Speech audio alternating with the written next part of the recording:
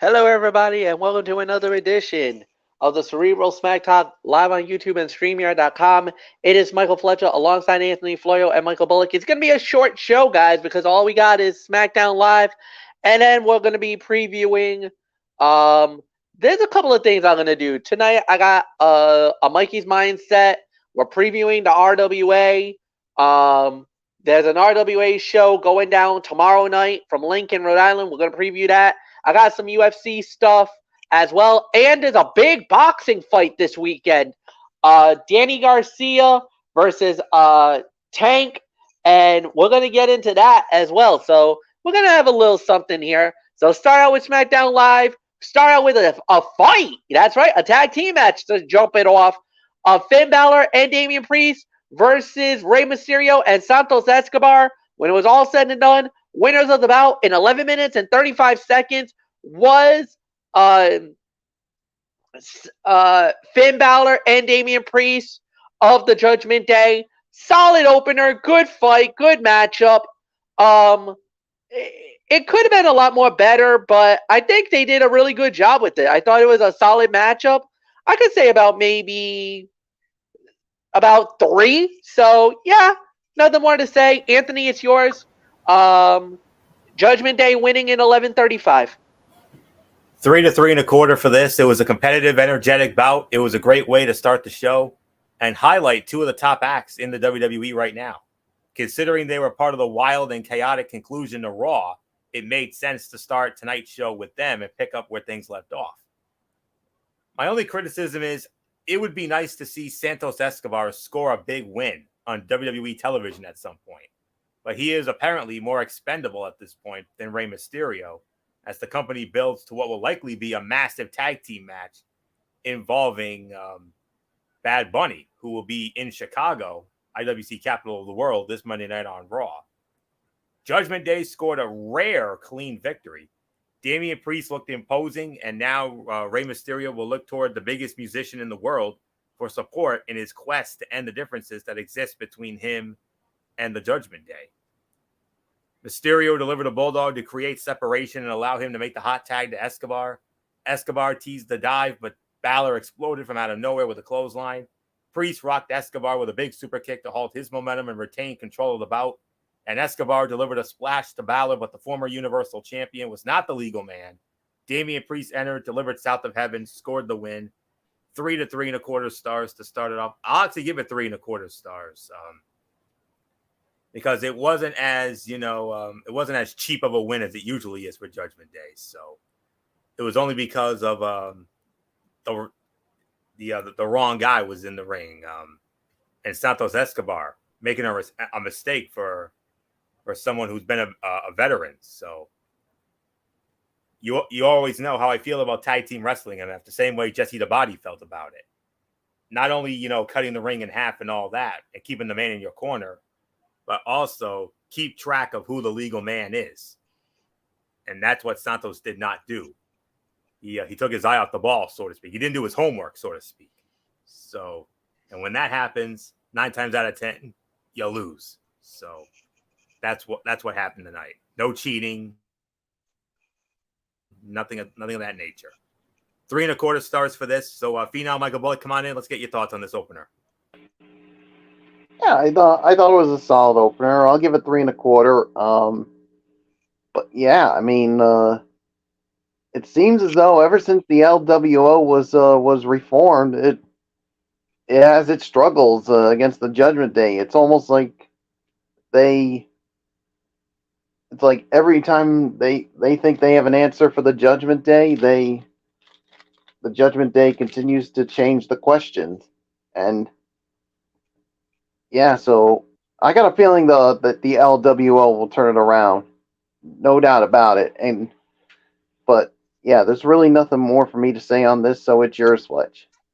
Yeah, it's only going to be a matter of time, but right now, LWO is just kind of stuck on neutral at the moment, and yeah, we're hoping for something better, but we'll see how that plays out. Next up, another tag team fight. Ricochet and Braun Strowman going up against the Viking Raiders, and Ricochet and Braun winning the match 12 minutes and 44 seconds. Anthony Florio, it is yours. I can make an argument. Well, this is another one of the big fights of the night here. I'm going to give this 3.5 stars. I'll tell you what. Despite the furious offensive arsenal of the heels and interference from Valhalla, Ricochet took to the air off the shoulders off his monstrous partner and earned the win for his team. Michael Cole and Wade Barrett put over the idea of the winners being in line for a shot at the Undisputed Tag Team Championship following next week's WrestleMania main event rematch between the Usos and Kevin Owens and Sami Zayn. With the WWE draft on the horizon, there are worse options available than booking Braun Strowman and Ricochet against either of those teams. The styles meshed well and would provide a damn good match, if nothing else. Ricochet delivered a cartwheel plancha to the outside, wiping both opponents out. Valhalla distracted Ricochet during the break, allowing the heels to seize control. Ivar delivered a big splash to Strowman, but the Monster Among Men kicked out at 2. And Ricochet delivered a swanton bomb off of Braun Strowman's shoulders for the win. Shades of Superfly Jimmy Snuka and Andre the Giant from the 80s, when Superfly did the same thing on Andre. That's old school stuff right there. So, 3.5 stars for this effort. And not much more to say here, except Michael Bullock, big win for Braun Strowman and Ricochet. Maybe could put him in line for a possible title opportunity down the line. Yeah, like you said, this was definitely a big win for them, and maybe he'll put them in line for a future tag title shot. So, but yeah, definitely a big win for Strowman and Ricochet. Despite the interference from Valhalla, I mean, they managed to overcome it. So 3.5 stars is my rating for this. It's yours, Fletch. Yes, 3.5 stars. Excellent matchup and a great body of work by everybody involved. And the thing is that, like you said, I think Ricochet and Braun Strowman has become one of the most underrated tag teams. Yes, they were put together, but their chemistry, the little guy of Ricochet, the strongness of Braun Strowman, it kind of gives me a feel of like Yokozuna and Owen Hart. And how dynamic of a tag team they were. They actually ended up becoming the WWF Tag Team Champions at one time. Yes, I said those 3 little letters. Don't worry, folks. I don't think I'm going to get in trouble by the World Wildlife Fund for that. I hope not. But anyway, they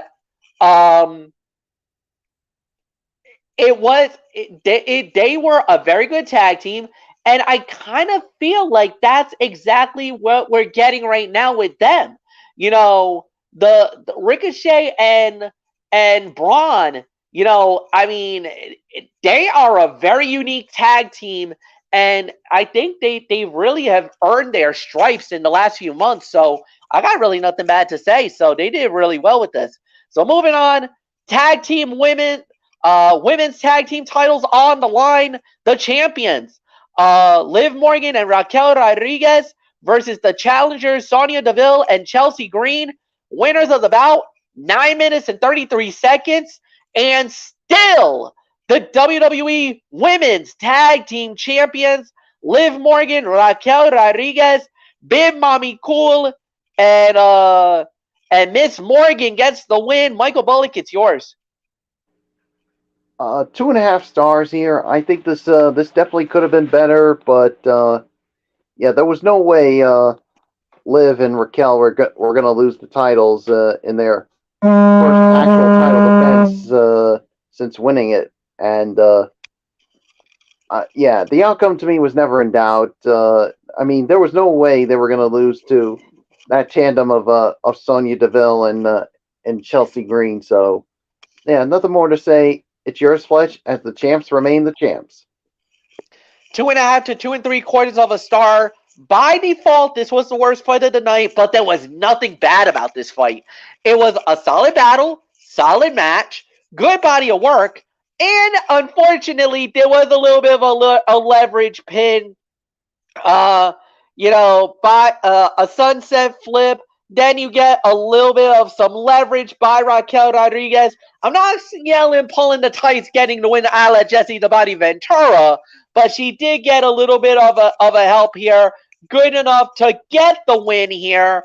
And I think Chelsea and Sonya might have a little bit of a gripe, but we'll see. But at the end of the day, the champions remain the champions. Anthony Florio, it's yours. We had fun on commentary during this, MF. Oh, yes. Oh, You're yes. gonna call that a clean win, I suppose. I think after all the stuff and the shenanigans by what Chelsea and Sonya was pulling for the last few weeks, absolutely. Of course. And yep, and I went off during the replay. What's good for the goose is good for the, well, you get the rest of it. Good for the gander, I know, boy. And of course, you're gonna and I know MF are probably throwing a turnabout is fair play as well, Hitman. Yeah. So hey, turnabout is fair play. I mean, these two were using some I don't know what you say, some dirty ways of trying to dirty get this tactics. You had it right, Bullock. Dirty tactics. Come on. Yeah, but then again, what else would you expect from those two Hammond-Eggers, Sonya Deville and Chelsea Green? Hey, you got to do what you got to do to win, So, but anyway. Oh, whatever, Florio. Whatever, Jesse Ventura. But nonetheless. There's a little bit of the commentary, folks. Now you wanted it, you got it. That's what was happening tonight. Win if you can, lose if you must, but always cheat, as Jesse and I always say. So, yep. Another, not only a Jesse proverb, but a Tony proverb too. Yeah. Well, Jesse, cheaters never win. Yeah. At least tonight the cheaters did not win. We'll say that. No, indeed not. And then as they were showing the replay, I would be like, yeah, look at this. Pouring water all over her. And then if that wasn't bad enough, this sunset flip and with Raquel with this illegal leverage.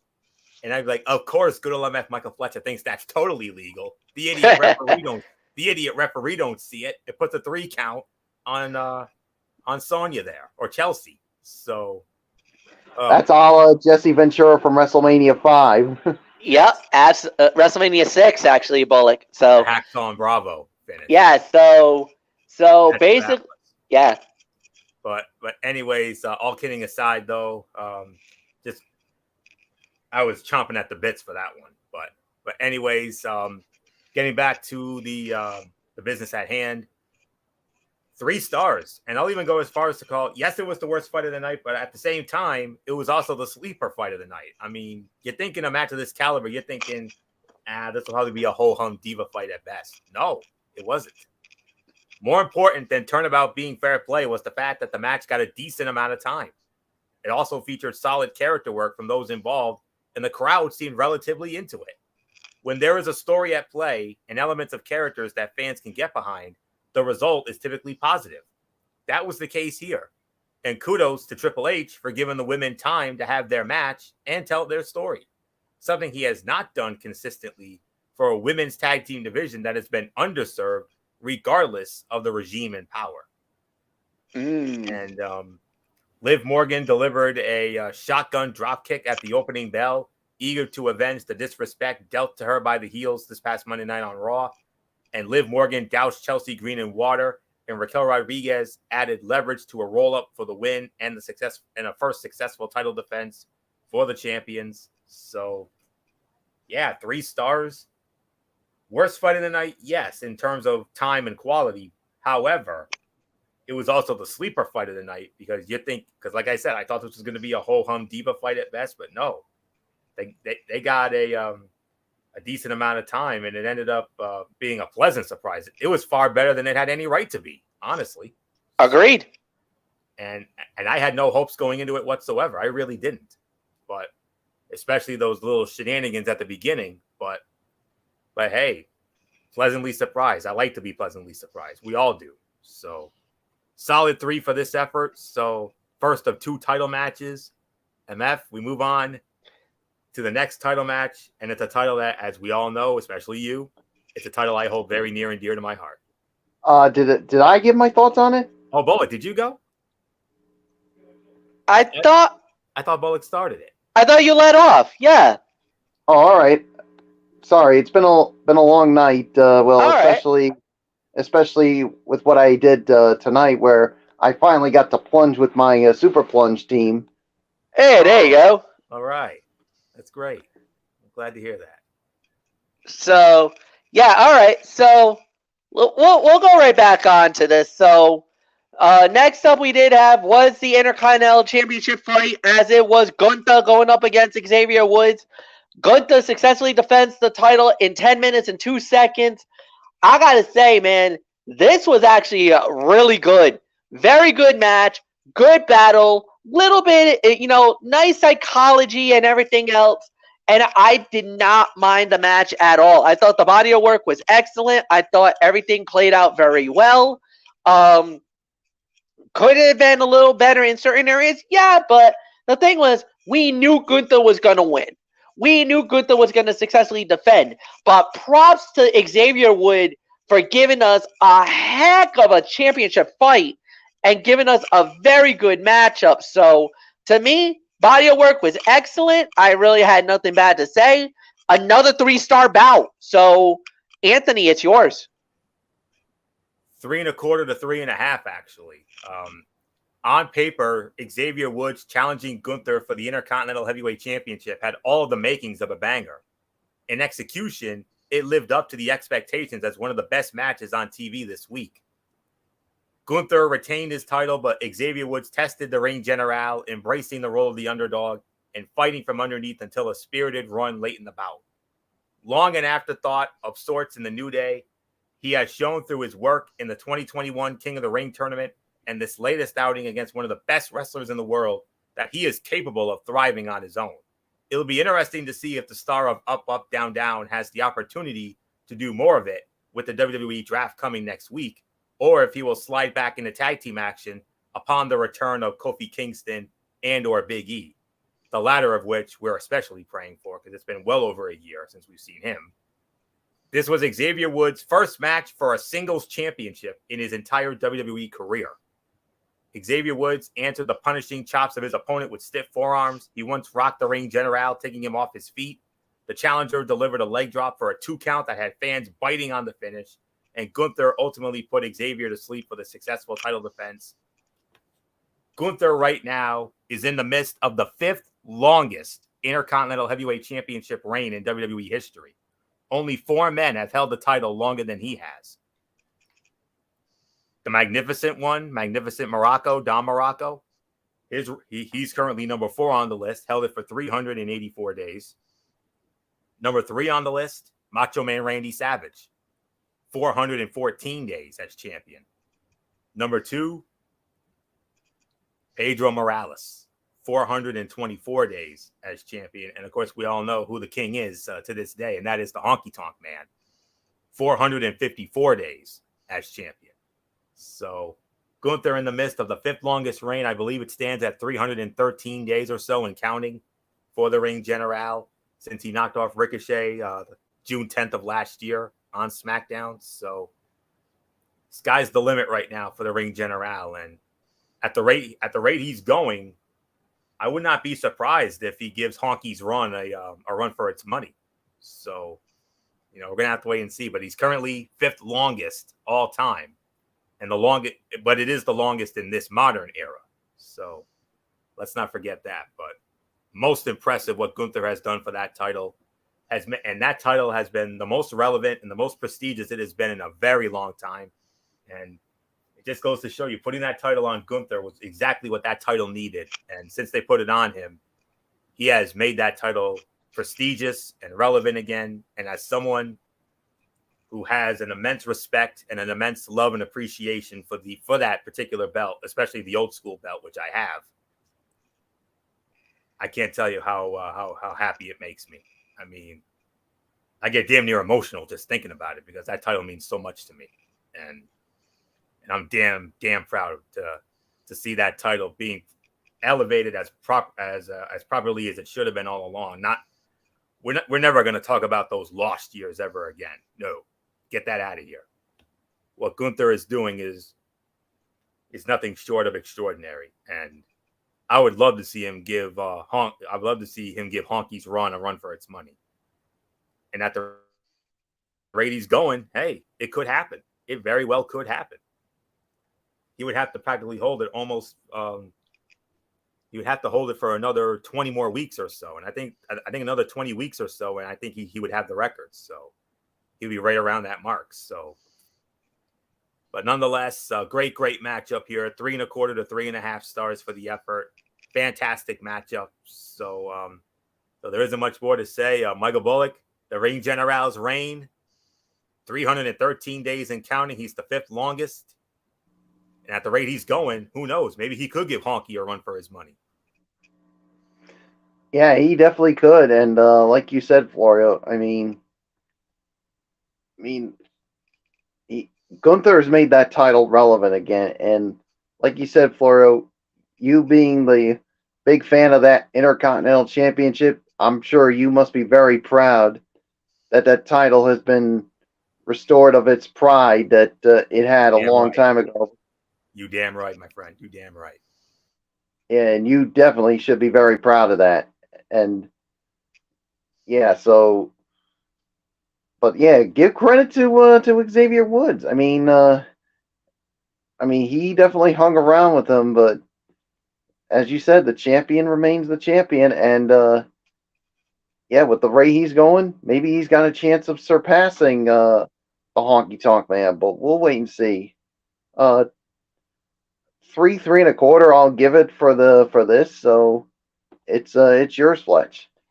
Main event on the show. It was Solo Sikoa versus Matt Riddle. Winner of the bout, 14 minutes, 12 seconds. Solo Sikoa wins it. No DQ fight. My goodness. Anthony Florio. Smackdown gives us a banger to close it. Fight of the night, 3.5 to 3.75 of a star. The best way to get back on the good side of the tribal chief is to take care of problems. And since the night after WrestleMania, there have been few problems more persistent or troublesome to the bloodline than Matt Riddle. Tonight, Solo Sikoa made it 2 in a row against the original bro, thanks to some well-timed interference from the Usos, this time in a no disqualification match. To make matters better, the enforcer joined his brothers in leaving Riddle lying after driving him through a table.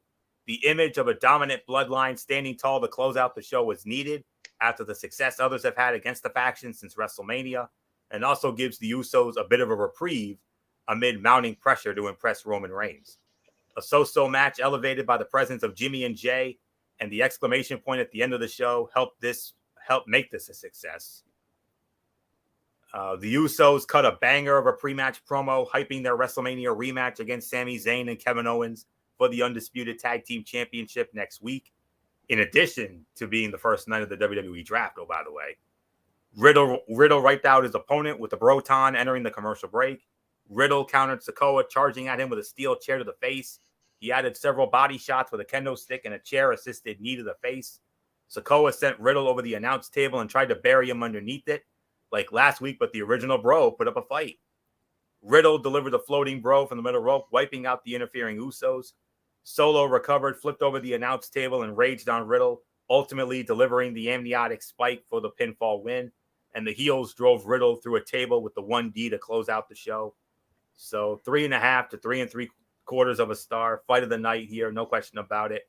Predictable outcome, yes, but very good match. But then again, what else do you expect from two incredible talents? So, and I am loving this serious side of Riddle way more than that campy comedy nonsense side of his. But even with that, he still delivers bangers of matches. I mean, he is an underrated talent, and I'm glad he's back. And I'm also hoping that all that time away, hopefully he got the help he needed. And if that's the case, I could see bigger and better things for him. So, and I'm praying for it, because he's a very underrated talent. So, not much more for me to say on that. So 3.5, 3.75 fight of the night. Michael Bullock, yeah, the outcome you could say was somewhat predictable, but a damn good no disqualification match to close out what was another more than solid edition of Friday Night SmackDown as we get closer to the draft. Yeah, 3.5, 3 3/4. Definitely the fight of the night. I mean, yeah, I can definitely. I mean, like you even said. I mean, with Matt Riddle being back and being on the serious side, that was just so good. But yeah, the outcome was never in doubt. But I certainly enjoyed this match here. So yeah, so 3.5, 3 3/4, definitely a good way to close out what was another solid edition of Friday Night SmackDown. So it's yours, Fletch. 3.5, 3 3/4, no doubt about it. Amazing, amazing matchup and great way to close it. Solid, solid, solid night. Michael Bullock, you lead off on the overall review.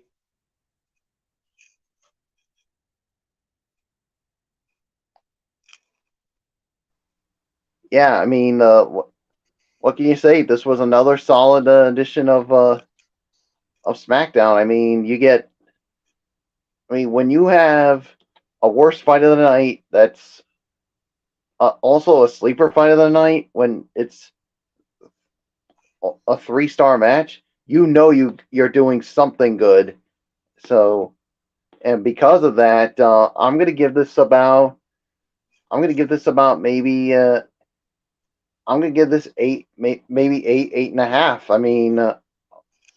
I mean this show continues to do really good. I mean, and I'm telling you guys, I mean, when we for the night after WrestleMania, we were all concerned about what the future was going to hold for WWE with who was in charge and all this, but we now know, Fletch, officially who's in charge here.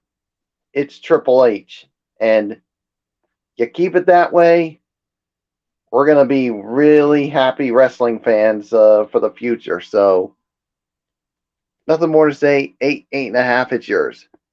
8.5, no doubt about it. You're absolutely right. One of the better SmackDowns we've had in a few weeks, and this time the show flowed. There was nothing bad. Everything went through. It was an enjoyable 2 hours.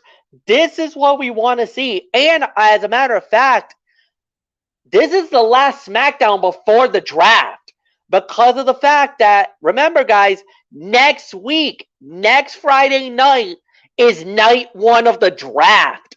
Night one of the draft starts on Fox, and we start the process of changing it up. So I think for this to be the last SmackDown before the draft, they hit a home run. Amazing, amazing show. 8.5, no doubts. Anthony, it's yours. 8 to 8.5. I'm with Bullock on this one. Yeah. Not one bad match tonight. There were 5 matches. All of them were solid to good to great. And yeah, not much in the way of segments really, but all the matches delivered in one aspect or another. The women's tag title match was a pleasant surprise. I was expecting a cluster bleep diva fight there, but no, it ended up being a pleasant surprise. Far more entertaining than it had any right to be, like I said earlier. And fight of the night, of course, Riddle and Solo in that no DQ match. You knew that was going to be a banger. Gunther and Xavier could have been a little better, but they for the 10 minutes that they got, they put on a hell of a match. A little more, we would have been talking much higher rating. But LWO and Judgment Day, their rivalry continues to grow.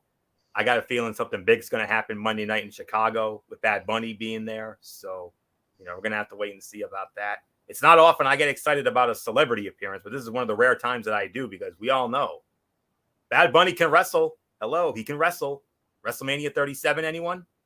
Go back and watch that tag match with him and Damian against Miz and Morrison, if you don't believe me. So, one of the greatest celebrity matches in Mania history. So, and I can't wait to see what he adds to the table on Monday night.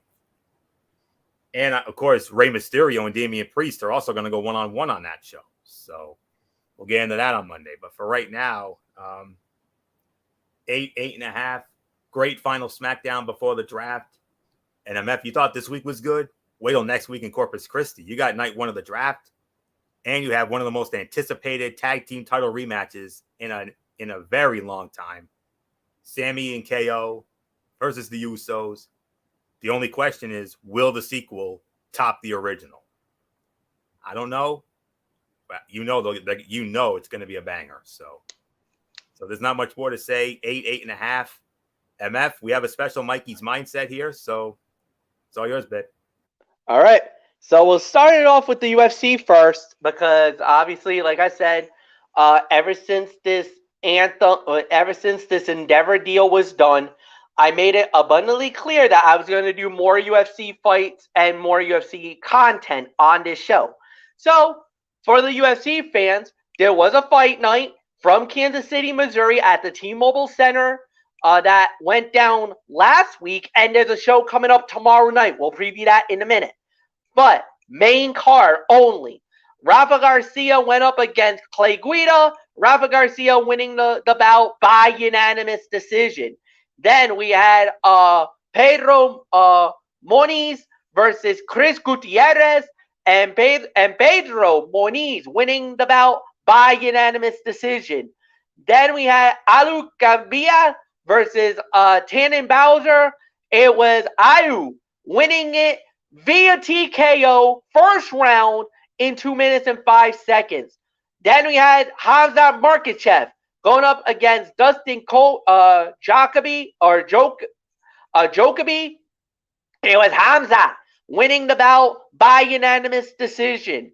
Then we had Billy Quintero versus Edwin Barboza, and Edwin Barboza winning the bout via TKO 2 minutes 37 seconds in round number 1. And in the main event, Max Holloway going one-on-one with Arnold Allen, and it was blessed. Max Holloway winning the bout by unanimous decision over the UK star. That was your main card from last week. And like I said, this week we do have another UFC fight night that's coming up this week. And this one is going to be from the Apex in Las Vegas, Nevada. This one will be exclusively on ESPN Plus. Basically, all main card and preliminary fights will be on ESPN Plus. So if you got that, this is what you're going to get. So you're going to get Matthew Schmellenberger. Yes, Matthew Schmellenberger. He's going up against Jeremiah Wells. Then we have a women's flyweight bout as it's Asmun Leandro going up against Morgan Walker. Guam versus Brazil. Then we have Jerry Gordon going one-on-one against Bobby Green in a lightweight bout. In a welterweight bout, we got Bruno Silva, one of the top rising stars from the Ultimate Fighter in Brazil. He's going up against Brad Tavares. Then we have ourselves in the main event. This is a highly coveted fight as it's Sergey Pakachev, the number 3 ranked heavyweight in the world, going up against the number 4 heavyweight and former top contender Curtis Blades. So this is a heavyweight contender eliminator. You win this fight, you're one step closer to and maybe a possible date. And maybe the next number 1 contender, depending on the outcome of John Bones Jones versus Stipe Miocic. They're going to be fighting sometime later this year. There's a rumor going around that it might be the 30th anniversary event from Madison Square Garden in New York City. John Jones versus Stipe Miocic for the UFC Heavyweight Championship of the World. And the winner of this fight between Curtis and Sergey might be the next challenger for that heavyweight title. We will find out. And that's going to be held tomorrow night. All the festivities starts around 7 p.m. And I believe the main card will be at 7 p.m. on ESPN Plus. If you don't have ESPN Plus, what are you doing? Get your butts down there. Go on to ESPN and pay it. And this one's on the house, guys. So it's $9.99 a month for the ESPN Plus. And if you get ESPN Plus, you get to see this sucker for free. You don't have to pay extra. This is not a pay-per-view event. Normally, the extra is normally, I think it's like $75 now for the UFCs. If you're doing the pay-per-view, nah, you don't have to pay $75. With your subscription, you get this baby on the house. So, with that said, we got another big thing going on tomorrow in the world of boxing. This one is big. I mean, we're talking monster fight going down tomorrow night. And this one is without a doubt the most highly anticipated World Heavyweight Championship fight in recent memory. Let me see. Hold on one second. I just got to get this up. There it is. All right. I want to say, let's see if it's going to let me do it. Okay, I think it's this one here. Yep. All right, guys. This is the biggest one of them all. It is Giovanni Davis versus Ryan Garcia. This fight here is without a doubt the most highly anticipated fight card in boxing. And let me just lay it down. It's 5 fights. First off, we got is Kevin Sagado versus Elijah Garcia. Elijah Garcia, undefeated, 14 wins in his fighting career. Of course, Kevin Sagado from Mexico, 15-1-1.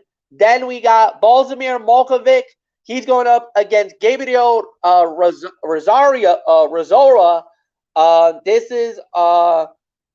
This one will also be an interesting fight. Then on top of that, and then after that, we have is the co-main event of the evening, as it will be Yakamara Falco. He's going up against David Morrell. David Morrell, a rising star in boxing, 8-0, but Falco is no slouch. 24 wins, 1 loss, 1 draw.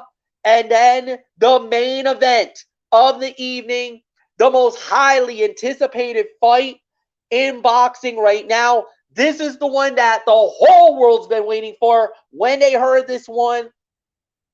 Giovanni Tank Davis, 28 wins, no losses, no draws, 25 by way of knockout versus Ryan Garcia, undefeated, 23 wins, no losses, no draws, 18 by way of knockout.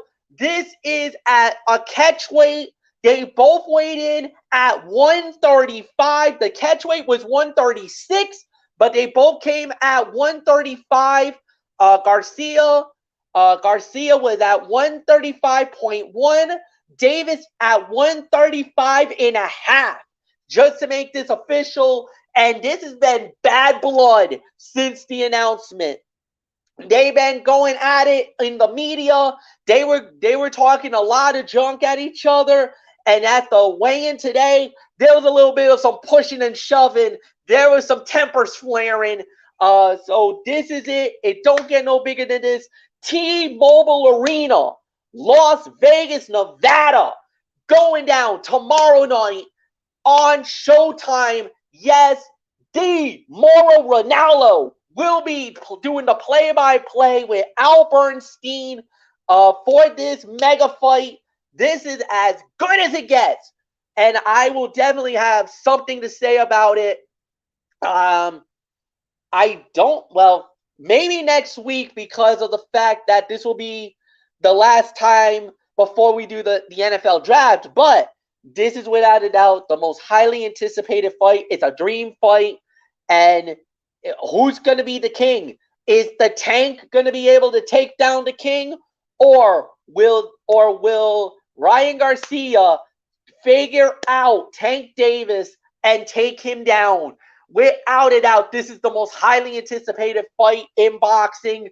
And let me tell you, there hasn't been a boxing match that has gotten me so energetic and so excited than this fight tomorrow night. Not many fights have gotten me to be in this kind of Michael Fletcher hype man mode, but this one did. And let me tell you, not only is this a highly anticipated fight for myself, but there's a few guys from the 2184 crew that I work with, and some of these guys, they are going batty for this fight tomorrow night. So go out of your way. It's on pay-per-view, and I will let you guys know it is a steep price tag. $84.99 for the fight. So I'm just giving you the warning shot right now. It is definitely a pricey one, but let me tell you, it is going to be worth the money. 135 pound weight division, and this is basically for the ultimate bragging rights. Somebody's going to get an L hung on their record. Is it Davis? Is it Garcia? Is it going to be by a decision, or is somebody getting knocked out? That's all you need to know. All right. That's for tomorrow night. Also, before you get to that fight, before you get into that mega fight, that mega event, because that fight will start around 9 o'clock, but I will openly admit, I will probably say the fight card itself will probably be about, I want to say about 10, maybe a little bit later on. Actually, the fight itself, the main event, will probably be around midnight. So if we do it, keep your eyes peeled. Who knows? I might even do live commentary on the fight. I don't know. I've done it once before. Maybe I do it. I don't know. I'll see how I feel about it tomorrow night, because I do have work commitments beyond my control. I just want to give you guys the heads up on that. But without a doubt, this is going to be amazing. All right. So with that said, one last bit of news. One last bit of thing that we just got to get out of the way before we get on out of here. It is, let me see, do I have it? See, is there, does the other, yes, they do. Okay, so tomorrow night, the RWA, April Rain going down from the Johnson Indoor Recreational Center in Johnston, Rhode Island. There are still tickets left for this event at the RWA forever.com/events. And let me tell you guys, we have ourselves quite a show for you all. All right. You want the fight card? Here's the fight card. We're going to start it off right now. Let me see if I can get the full fight card. All right. So, what we have here. Oh, let's see. Where's all the matches? Do we have all? I thought all of them were here. Hold on. I'm sorry, guys. I apologize. It just, I thought I had the full fight card, and unfortunately, I don't. So, let me see. Is it just because it's just, let's see. I thought, yeah, there's a full fight card up here. It's just, I just gotta find it. It's on the RWA Facebook page, MF. I came across it. All right. So, because I actually am at the April Rain, but okay, I guess I got to go to the actual RWA. All right. So let's see. Here we go. RWA. There we go. RWA Wrestling. All right. Sorry about that, folks. I actually thought that let me see. All right. This is it. Okay. There it is. All right. I see it. I got it. All right. So, with that said, here's the full fight card. I don't know what happened there. I apologize, folks. I really thought I was going to have them all all here. So, all right, guys. So, I hope RWA will not mind me doing what I'm about to do. I hope they don't get mad at me, but I'm gonna do this. So let me just. Oh, I can't. All right, I forgot. I'm actually on. Okay, forget it. Forget it. I was gonna try to show the graphic for you guys, but unfortunately, I realized I'm on my cell phone doing this, and I got my laptop on, so I can't do it. My apologies. I don't know if RWA was going to get mad at me if I did it or not, but anyway, let's just do it. Okay, so we're going to start it off with a grudge fight, a grudge match. The Mind Eraser, Mike Grassa, going one-on-one with Devin Blade and Anthony. You know, the animosity between these two men is at a fever pitch.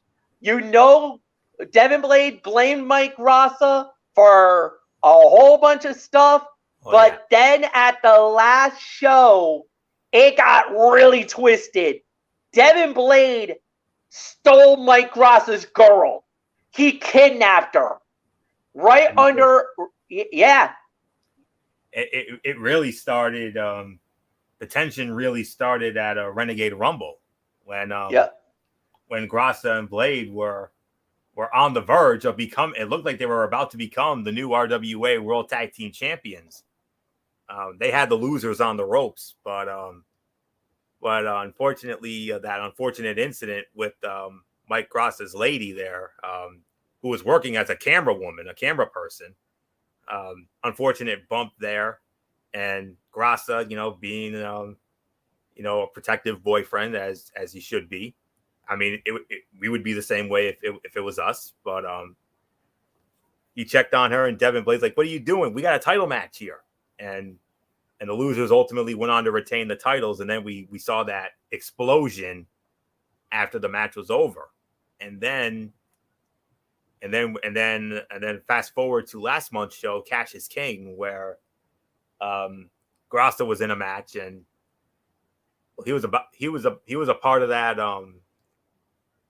He was a part of that unique contenders match, if I recall, there for the Jeremy Bell, yes, and that gauntlet match, and Devin Blade, like you said, kidnapped Grassa's girl, and Grassa, being doing the right thing like he does, in essence eliminated himself from the Jeremy Bell gauntlet. So, and that of course went on to be won by the Insane Dick Lane, so who we will talk about in a little bit because he's on this card. So, in a very big, in a most exciting matchup from what I see here. So, yeah, it's a personal match, it's a grudge match, and something tells me Grassa wins it, but if Blade wins it, I wouldn't be surprised. Unfortunately, we're not going to be able to be there this time around because of the commitments beyond our control, but I know we'll find out soon enough what happens. So, oh yeah, somebody will let us know. We'll definitely know the results soon enough. So yeah, perhaps Miss Ellis will let us know. So yeah, but anyways, I think it's got banger potential, and I'm leaning towards Grassa, because of what's been going on the last couple of months, but we'll see. But I'm leaning towards Grassa here. All right. And with that said, the next fight on our fight card, speaking of the aforementioned the Jeremy Bell holder, the Insane Dick Lane, he is going to be in action. He will be in a part of a 6-man tag team fight along with Theodore J. Liptington and the RWA Ocean State champion Frankie Bones. They're going to be going up against DCMC, the Dirt City Murder Crew, Jamie Tucker, Mike Montero, and Jason Devine. Yes, Montero and Jamie Tucker, the RWA World Tag Team Champions. Anthony Floyo stealing my line, basically mocking me after. Yes, you hear the laughter from Florio, as it was the DCMC stealing the RWA Tag Team Championships.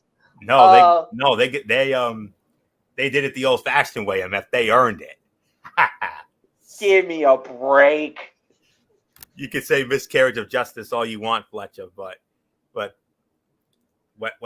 what's done was done. We can't cry over spilt milk, but we had new tag team champions, which from a storyline booking perspective made sense because Tom Billington is by virtue of him winning the Renegade Rumble puts him in line for a shot at the RWA World Heavyweight Championship coming up this summer as part of Legacy. And but they had to lose the titles, and that was a brilliant way to do it. And but all kidding aside, I mean, this is a perfect MF and Tony special here because you know me, I'm gonna be all in on the DCMC. I'm gonna be all in on these guys. The other three, you've got three of the most you have three legitimate goofballs here.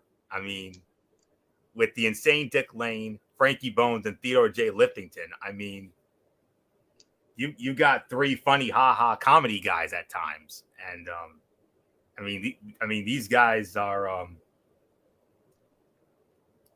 I'll tell you what. I mean, I'm trying to find the right words for this, but those three guys are I could call them oddities, if you will. I mean, but the fans eat them up. They love them, and they're three of the most popular superstars in RWA. Especially Frankie Bones, who won the hearts of all of us when he won the RWA Ocean State Championship when he cashed in the Jeremy Bell on Shea Cash at the end of Renegade Rumble, which led MF to Bullock pounding on the ring there at the end. Don't think I didn't notice you guys, but that was a fun moment. It's gonna be a great matchup here. This is gonna be a great 6-man match. You got three certifiable yahoos, woohoos, as I say, going up goofballs going up against three no nonsense guys with the DCMC, and that's a tough one to call, MF. It really is. I mean, that could go either way. It really can. But someone tells me the face team could win, but wouldn't surprise me if the heels found a way to win via shenanigans. But I wish we could have been there. But it's gonna be, because this is a great matchup, and can't wait to find out about it. But right now, these kind of matches tend to go with the faces winning, but don't be surprised if the DCMC find a way to win. But boy, howdy, I can only imagine what that atmosphere is going to be like when that match gets out there. Oof. Oh, yeah, no doubt about it. This is going to be a very interesting matchup, to say the very least. And then we got a very interesting matchup here. Anthony, this one I know you're going to be a little bit interested in. The Mighty Bosch.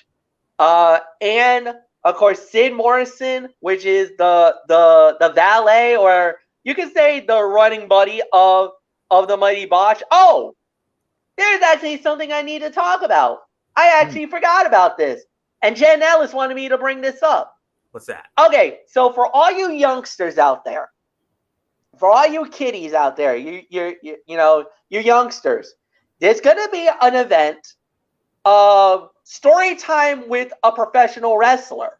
It's going to be at the Mount Pleasant Library, and it's going to happen tomorrow at 11 a.m. at Mount Pleasant Library.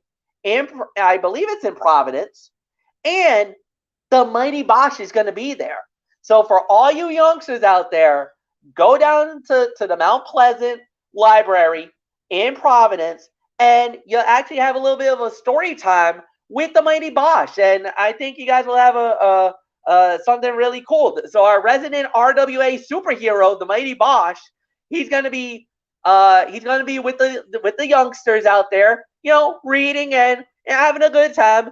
And then later in the evening, he gets a match against New England wrestling legend Thrasher.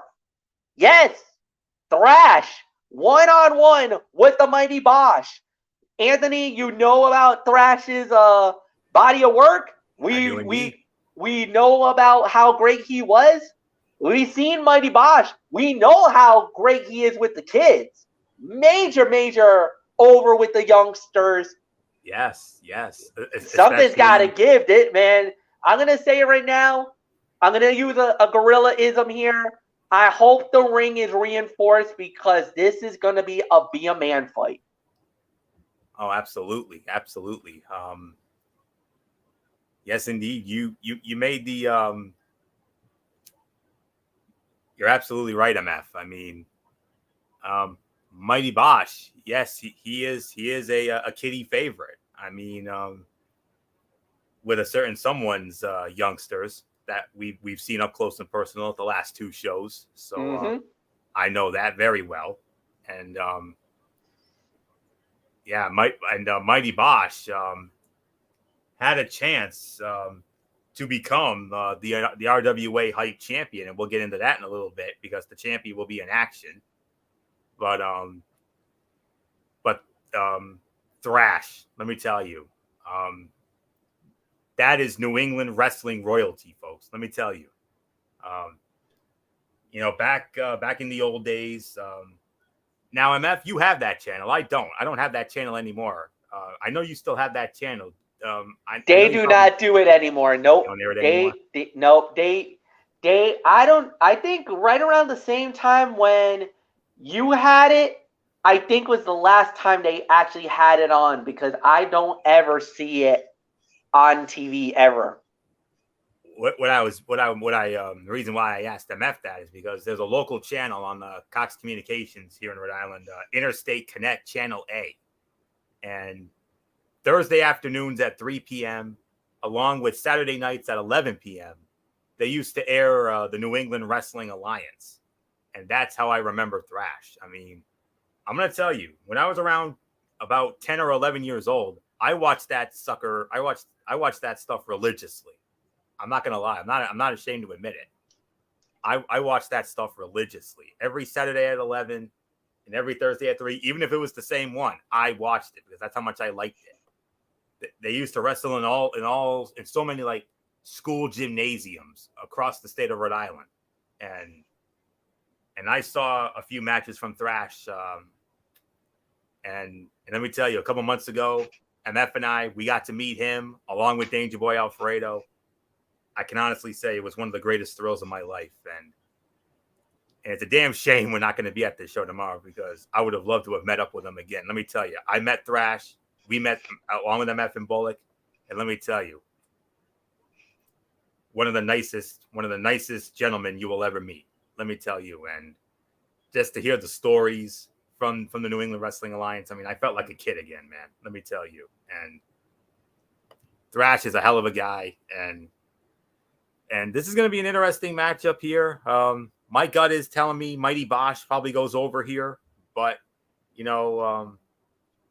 but let me tell you, Thrash, New England Wrestling royalty. It's a shame that we have to miss out on this because of these commitments on it beyond our control, but it's cool. But I would have loved to have been there, man. I mean, I would have loved to have seen this matchup here. This was going to be one of those two matches that I would have a personal vested interest in. The other one we'll get into in a little bit, but Mighty Bosch goes over. I don't have any qualms about this one. I don't have any doubts about this one. I got a feeling Mighty Bosch picks up the win here, and we'll see what happens going forward. But folks, for those of you who are there and you don't know who Thrash is, New England Wrestling royalty. Bottom line. Yeah, no doubt about it. New England Wrestling royalty indeed.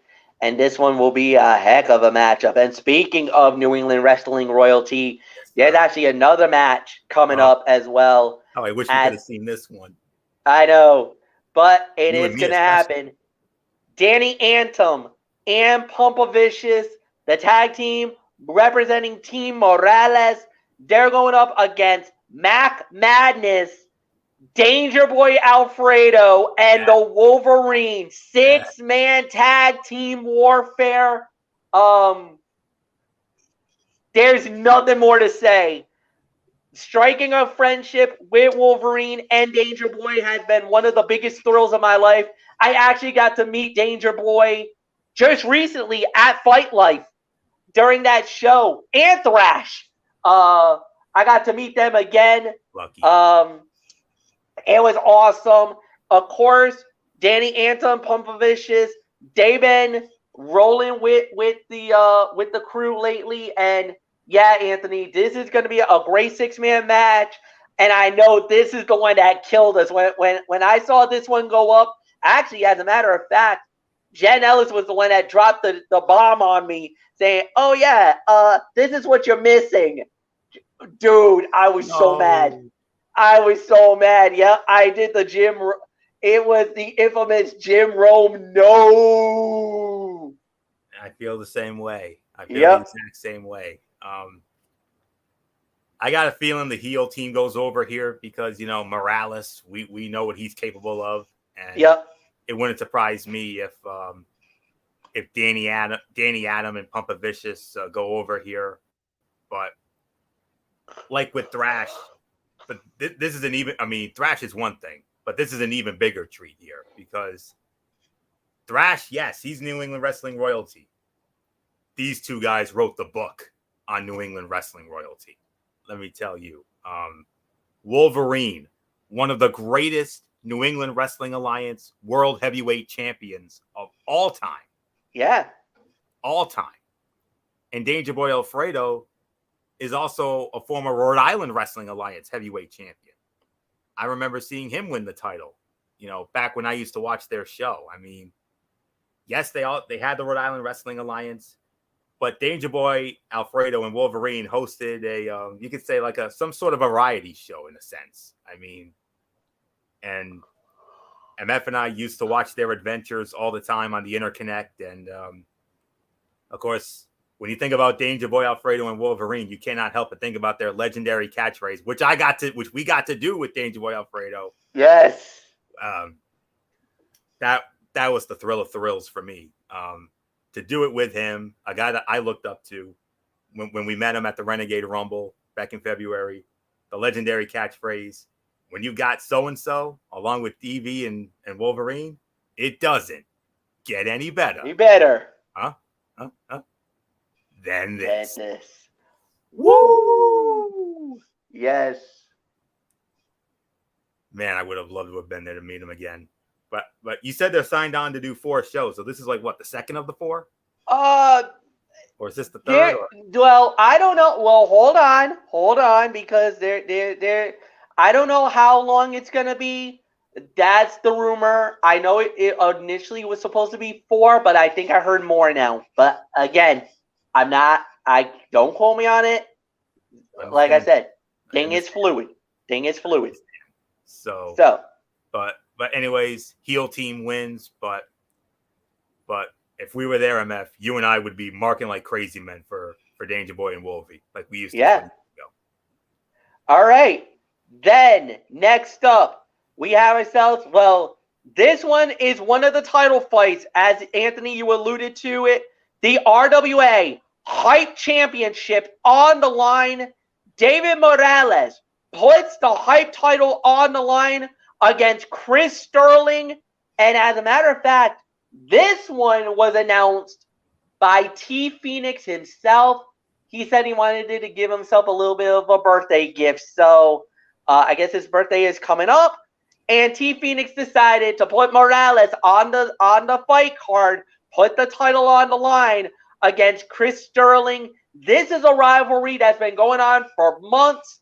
Chris Sterling kind of got under the skin of David Morales, and Morales has been trying to make his life a living hell. And now T Phoenix is like, all right, champ, now that you are the RWA champion,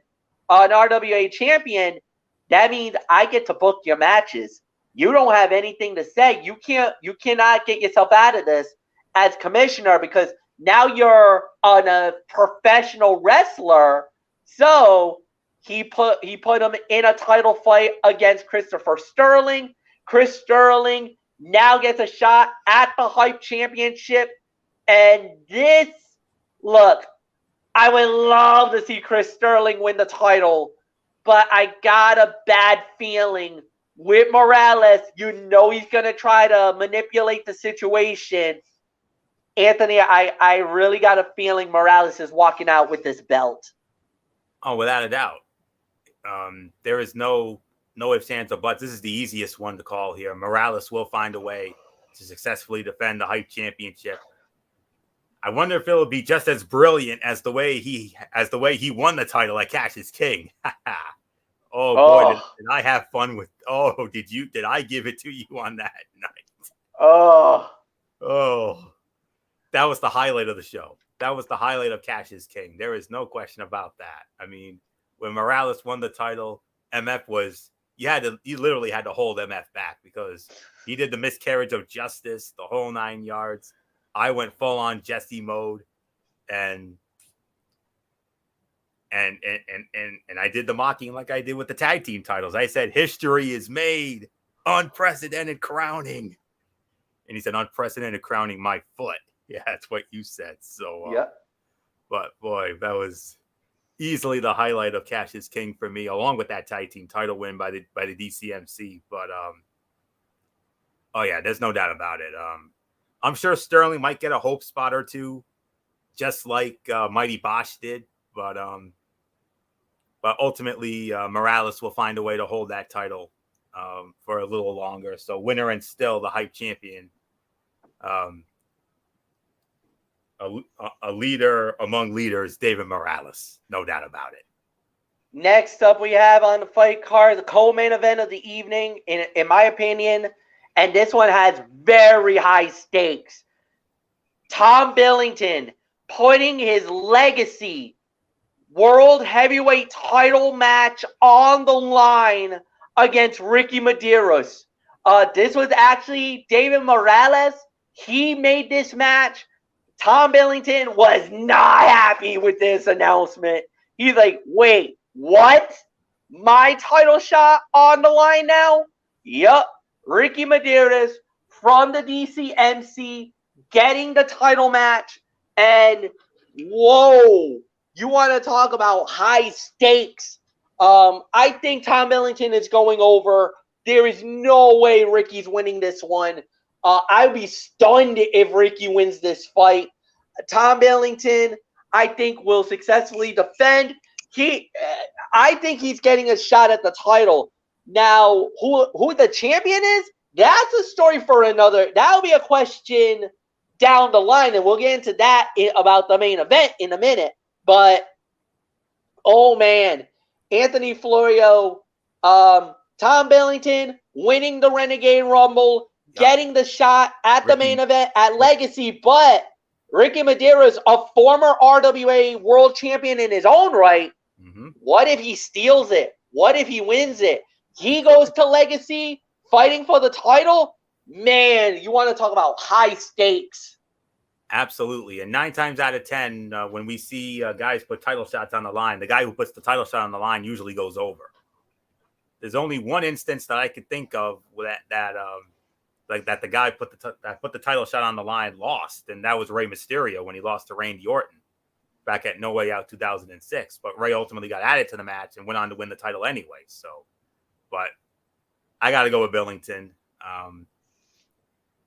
because he did win the Renegade Rumble. We saw him do that, and remember, who was the last guy? Who was the runner-up? Ricky Medeiros. Oddly enough.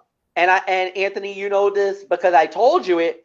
Ricky was the winner of the last Renegade Rumble 2022. The year before, 2022. And on top of that, became the RWA World Heavyweight Champion because on that night, the Insane Dick Lane was forced to relinquish the belt because of stuff that happened outside of the RWA. So he had to step away and give the belt up.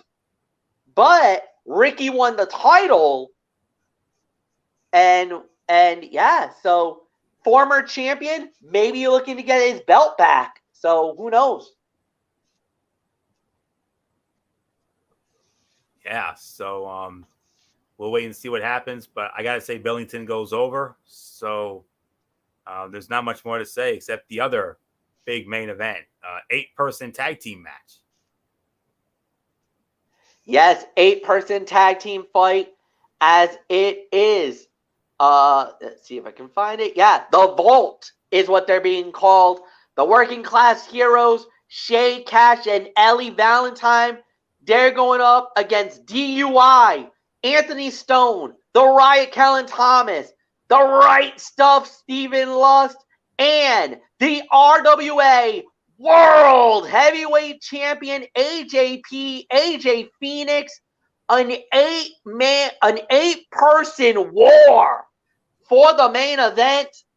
And the one thing that we got to keep an eye on is Stephen Lust. He might be the wild card in this match because you know it, Anthony. We saw it with our own eyes. I noticed he had some lust over that RWA World title.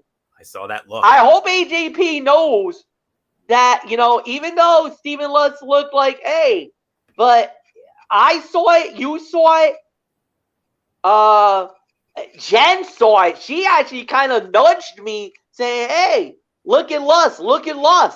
Yeah. I hope Steve, I hope Steven, whatever desire, whatever thing, I know, hey, being the champion is one thing, man, but you got to do this for the team, man. Win the 8-person tag.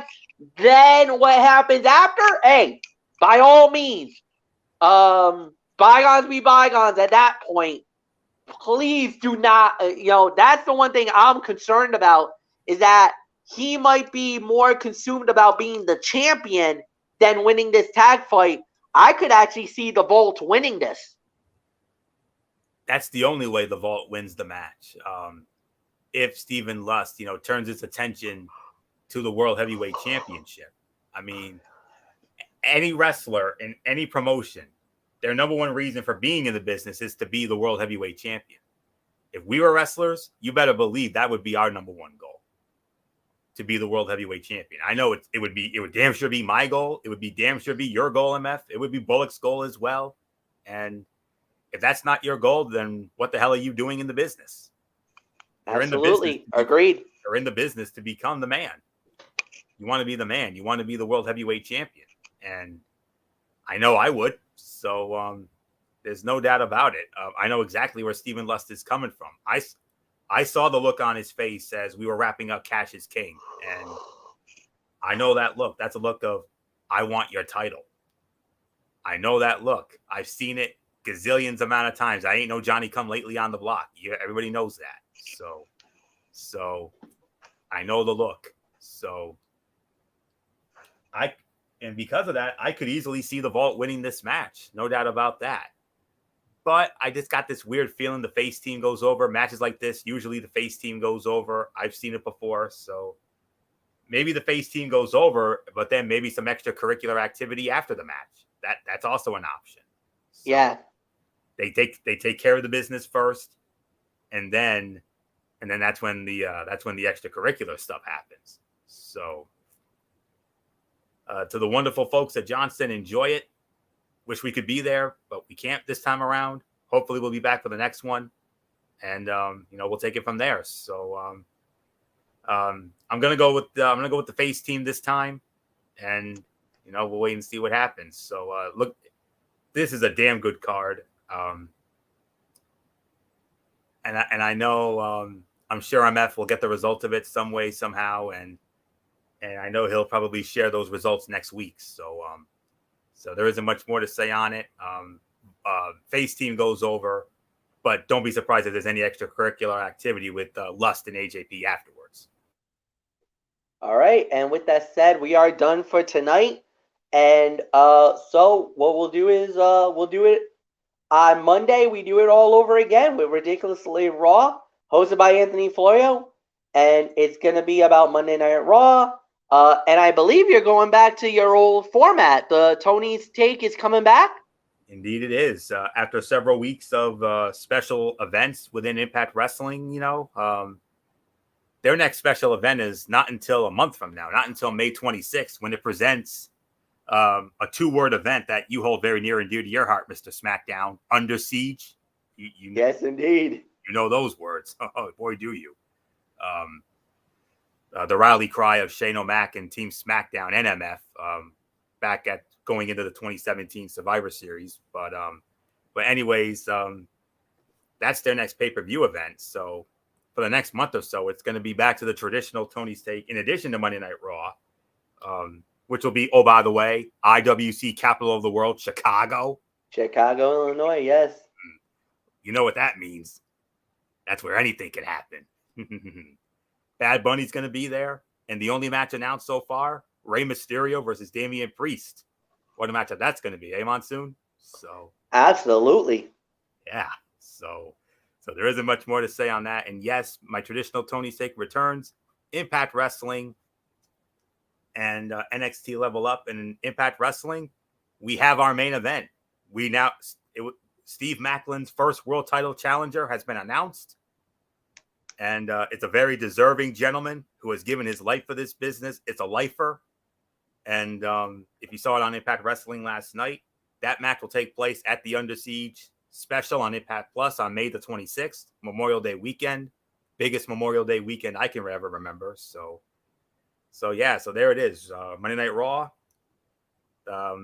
penultimate show before Backlash, of course, and the return of the Tony's Take, original Tony's Take. Impact Wrestling and NXT Level Up Monday night immediately following Raw. Be there or be square. MF hitting with the rest of the content. All right, then after that, then you're gonna have the next up right after that. It's gonna be on Wednesday Night Madness. Then Thursday, of course, we're gonna have TXN Sports World. So after that, we're gonna have the usual. So we're gonna have XFL. Basically, it's the semifinals. Semifinals of the XFL. We're gonna have week three,